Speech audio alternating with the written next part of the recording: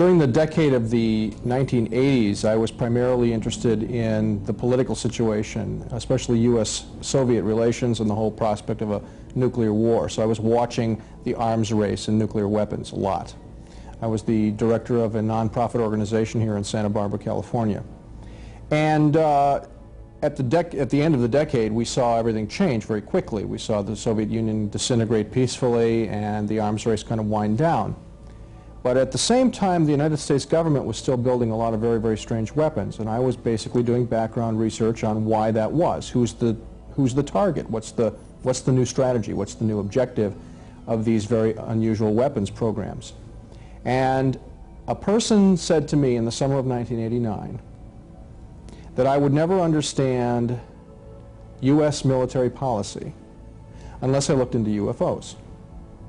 And that was the very first time in my life. I was 40 years old at the time. That was the first time I ever heard anyone say the word UFO to me in a serious context. And because this was a response to a very serious inquiry of mine, I decided I was obliged to follow this lead. This person was, you know, I regarded him as credible and reliable. So I thought, well, what the heck, I better look into this. Because it was, I was completely unaware at the time that there could be anything like UFO secrecy, government secrecy. So during the summer of 1989, I did a very quick study on UFOs, and the thing that was most easy to see was that there is indeed secrecy about UFOs. No question about it. My interest was piqued right then because I knew a lot about government secrecy. When you study the arms race for 10 years, as I had, you see government secrecy everywhere. That's the whole point of the arms race, is keep everything secret. But the UFO secret was so well kept and so well done, surrounded as it was by a tremendous amount of nonsense, which was part of the secrecy game, really, that I had been unaware of it, and I was shocked by that.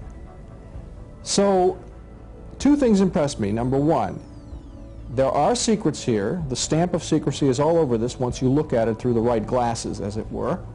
And secondly, it must be so important that they went to enormous trouble to keep a lot of smart people unaware of it. So what's the secret?